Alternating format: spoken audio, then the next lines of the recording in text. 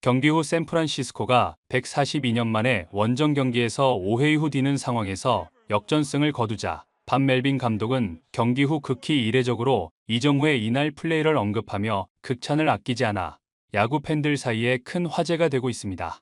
이 인터뷰를 접한 일부 전문가들은 이정후의 플레이가 그냥 언뜻 보면 별것 아닌 것 같지만 밥 멜빈 감독은 이것이 이날 경기의 분수령이었다는 것을 알고 있는 것이라고 말하면서 특히 9회 초에 있었던 이정후와 상대 투수의 불꽃 튀는 두뇌 싸움에서 이정후의 승리에 대해 밥 멜빈 감독이 저런 식으로 에둘러 칭찬을 한 것이라고 주장해 많은 팬들의 궁금증을 자아내고 있습니다.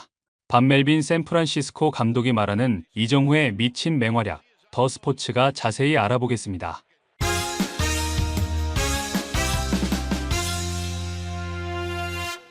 이정후는 28일 미국 오하이오주 신시내티 그레이트 아메리칸 볼파크에서 열린 신시내티 레즈와 2025 메이저리그 정규 시즌 개막전에서 3번 타자 중견수로 선발 출전해 2타수 무안타 2볼넷 2삼진 2득점을 기록했습니다. 밥 멜빈 감독은 부상에서 돌아온 이정후를 3번 타자에 배치하며 중책을 맡겨 미국 메이저리그 전문가들을 놀라게 했던 것이 사실입니다. 멜빈 감독은 이정후는 파워가 있다. 그가 타격 연습을 하는 것을 보면 알 수 있다고 말하며 그는 자신이 어떤 상황에 놓였을 때 어떻게 타격을 해야 하는지 아주 정확하게 이해하고 있었다. MLB에서 기록이 없다는 건 알지만 우리는 그가 정말 높은 한계를 가지고 있다고 생각한다고 말했습니다. 하지만 이런 기대와는 달리 이정후는 앞선 타석에서 한 번은 3구 3진, 한 번은 상대의 스위퍼에 당하면서 2, 3진을 당하며 체면을 구겼습니다. 샌프란시스코는 2대 3으로 뒤지는 상황에서 마지막 9회 초 공격에 접어듭니다. 선두 타자가 아웃되면서 이미 원아웃에 몰린 상황에서 이정후가 타석에 들어섭니다. 일부 전문가들은 이정후가 아웃되면 투아웃 상황에서 루상의 주자가 없는 상황이 되는데 이정후가 살아나가 원아웃에 루상의 주자가 한 명 있는 것과 이정후가 아웃돼 버리면서 투아웃의 주자가 루상에 전혀 없는 것은 완전히 다른 이야기라고 말하면서 이런 경기 흐름을 알면 이정후가 엄청난 심리적 부담을 안고 있는 상황에서 침착하게 타석에서 반응한 것이 놀랍다고 말하는 것이라고 설명했습니다. 상대 마무리 투수가 초구를 92마일짜리 커터를 구사하며 바깥쪽에 공을 꽂아 넣어온 스트라이크를 잡습니다.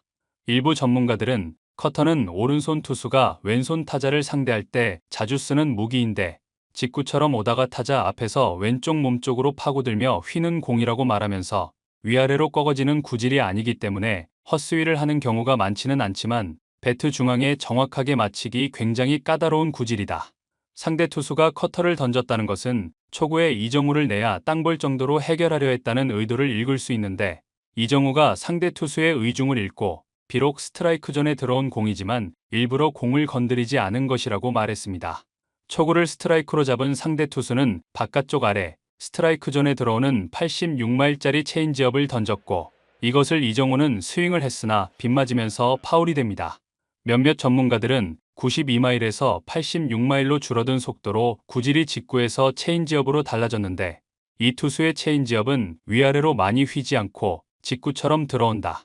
공의 궤적이 많이 휘지 않으니까 별것 아닌 것 같지만 체인지업의 특징은 빠른 직구와 체인지업을 던지는 폼이 똑같아서 체인지업을 빠른 직구로 알고 직구에 맞춰 스윙을 하면 100% 헛스윙이 되기 때문에 이정후가 이것을 걷어낸다는 것은 상당한 대응 능력을 보여주는 것이라고 말했습니다. 그러나 초구를 스트라이크로 보내고 2구를 스윙을 해버렸기 때문에 투 스트라이크 노볼에 몰린 이정후는 굉장히 상황이 어려워지게 됩니다.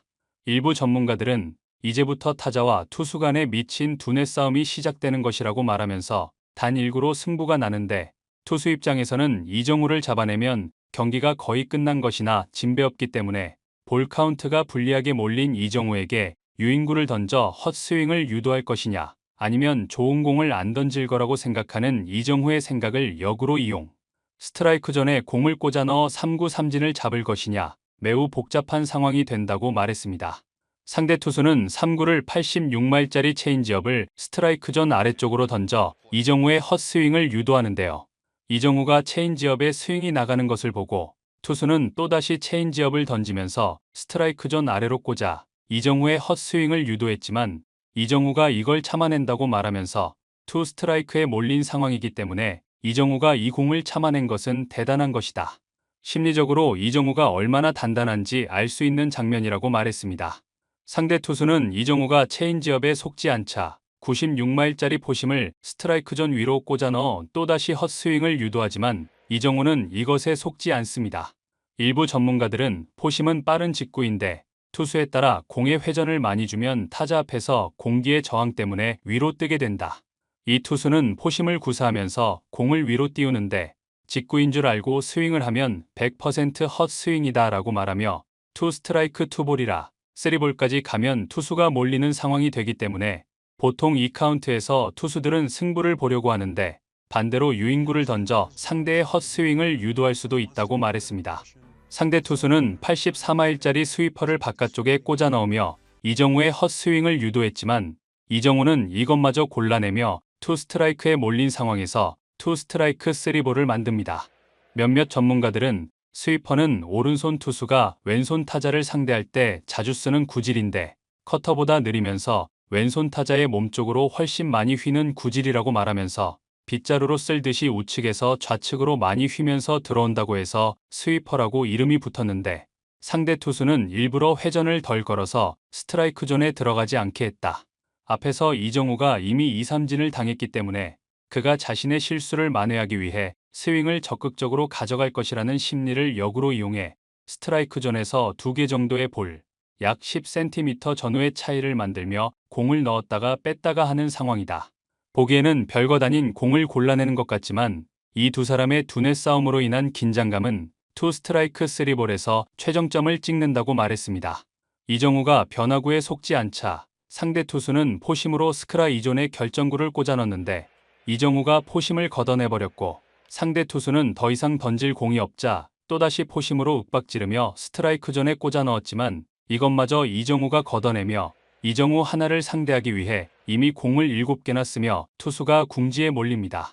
포심, 빠른 직구를 2개를 연이어 보여줬기 때문에 투수는 마지막에 스위퍼로 바깥쪽을 공략해 또다시 이정우의 헛스윙을 유도하지만 이정우는 이것을 끝까지 참아내며 결국 볼넷을 얻어냅니다.